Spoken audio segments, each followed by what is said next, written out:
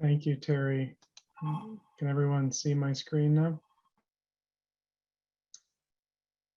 All right, so I am Jason Bulger, the town's Chief Information Officer, and I'd like to welcome everyone here and express my appreciation for your participation in town government. I've given a few presentations so far on sort of what the town is doing to protect itself for cybersecurity, but today I thought I would spend a little bit of time talking about what everyone here can do to protect against a cyber attack. So I'm actually going to focus on the top threat to our users, and that includes everyone here, what you're going to face and what you can do about it. So if you could just envision in your head what you think the enemy looks like, the person or individual who is trying to get into Town of Concord systems or your personal email.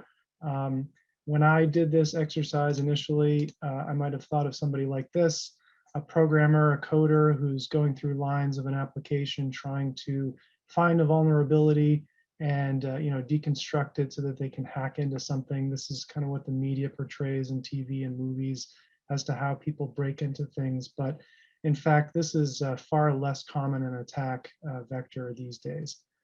In fact, what the enemy does look like is probably something more like this: people who have absolutely no programming skills, maybe in a call center or doing research online.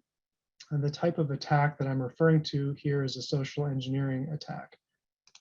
So social engineering is any type of attack that exploits human error, right, to gain access to something. So an example of this is phishing or spear phishing. You probably all get emails, in your inbox that are from people you don't know, encouraging you to click random links. That is phishing. Spear phishing is a targeted attempt. So rather than just sent to, say, hundreds or thousands of users, they understand who you are and what type of information you might have, and then they look to use that information to gain access to something. So a Verizon study that came out this year of cyber attacks and breaches, of over 4,000 breaches actually, found that 85% of them involved a human element.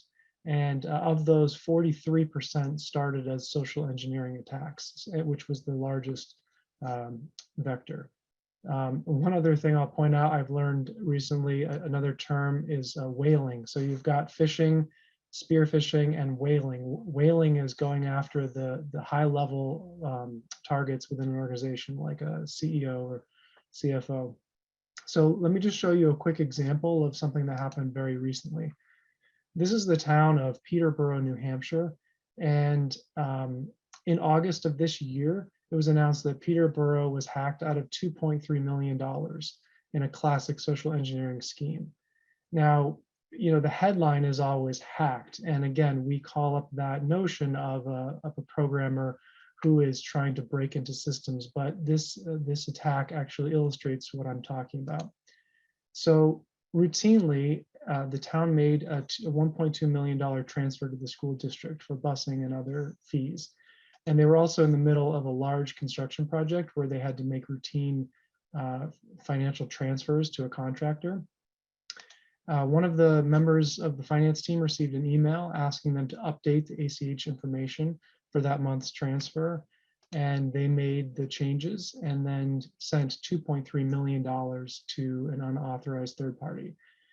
As soon as these transfers were made, they took the money out of the bank account and transferred it into cryptocurrency, and they do not think they'll be able to recover that money.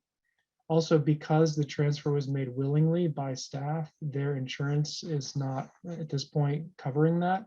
So it's going to be a direct loss for the town.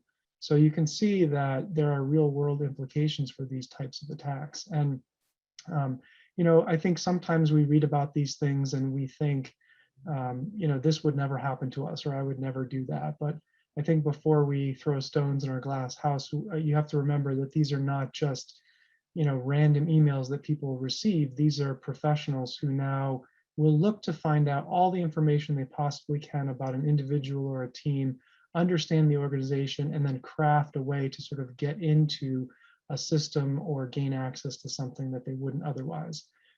Back in the day, we'd get emails from Nigerian princes, and we've all learned to discern far-fetched promises of money from actual requests, but these days it's getting much more difficult to determine those. The other thing you want to think about is that the information that social engineers need to get into a system is what we release on the internet.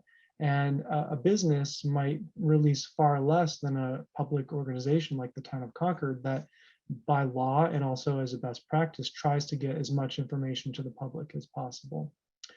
So how can we protect ourselves? The first thing is to just be aware that this happens.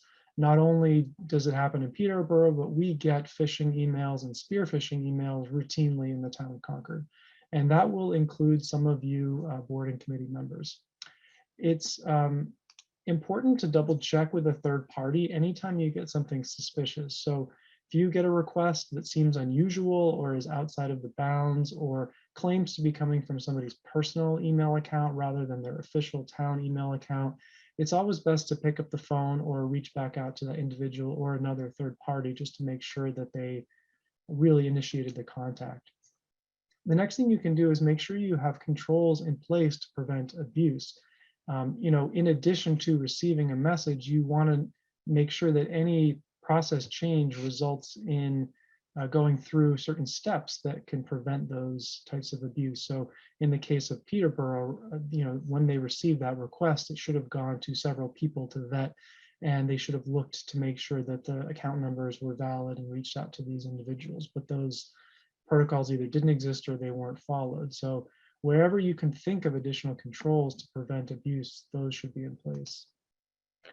You also want to make sure you provide routine training to users. So that's what we're doing right now, right? Extending training to some board and committee members. We try to do this with our staff as well, both in terms of cybersecurity awareness training, but also every day that you have an opportunity to explain to someone where there might be an attack or an intrusion. And also test those users. We do phishing tests for our employees, but it's not always feasible to do social engineering tests. They can be pretty complicated. I think of this as, my wife and I always talk about, can we have a stranger come up to our kids and see if they would really go with them to make sure they're listening to our advice. But you don't necessarily need to follow through with a test to that level, but you can always stop and ask your employees or your board and committee members, out of curiosity, if you got an email asking you to do this, what would you do? Or who would you contact? Or how would you make sure that it was legitimate? And the last thing I've got here is to understand that all information can be used in an attack. As I mentioned, the town puts out a lot of information. Board and committee members are encouraged to put minutes out there, meeting packets. All of these things contain information that can be used against us. So I'm not recommending that we, not put out as much as we are. We need to. That's part of being a town following the law, but also doing good best practices. But we do want to keep in mind that the information that we might think of as not many people having is possibly on the internet. So when somebody calls and says they're from this company and they seem to have a lot of information, just make sure you maintain a high level of scrutiny on that. And finally, where can you go? If anybody here watching this can always reach out to the IT department. I've got an email address here. You can find more contact information on the website. Always reach out through the town manager's office or the select board if you have a question or a problem. We're happy to help, even if it seems ridiculous or far-fetched. We'd much rather spend time helping users vet properly and educate them than find out after the fact that somebody wasn't quite sure and they just didn't want to bother us. So it's never a bother. We're always happy to help. And with that, I'll open it up to questions. Thank you so much, Jason. That's such a good point. I know that Kari and Carmen and Chris Carmody and the Attorney General's office all feel the same way. It's better to ask the questions. These things can be complex. Don't be shy about asking your questions. I'm really glad you brought that up. And thanks for condensing all that material in a very brief time. So we do, I guess, have time for a few questions, if there are any. And of course, you can always talk to Jason offline, as he just said. I'm also reminding everybody that all of today's materials will be posted on the website in the town clerk section of the webpage. And I again want to thank every single member who's attended today and who serves the town of Concord. Without you, we really would not have such an active and progressive community. And you are really the workhorses of the community. We thank all of you. So I see Carmen has her hand up, and then Stephen Bader. I just wanted to note how much I have appreciated taking the town's cybersecurity training. I'm one of the people who's ended up getting it, and it's just been so wonderfully useful to see all of the little tricks that folks can use to try and trick you into clicking on things or going to a website that's not where you think you're going. So thank you for that. Yeah, that's great feedback. Thank you. Thank you, Carmen. Stephen Bader. So I've discovered that I routinely get emails purportedly from another board member that are actually spoofs and say, you know, go here and buy some gift cards or something. Should I forward that to the support@concordma.gov email? I routinely click on it as report as spam to the email service, but they keep coming. But do you want to know about that as well? Yeah, we're happy to help facilitate a solution to that. So sure, forward that to us.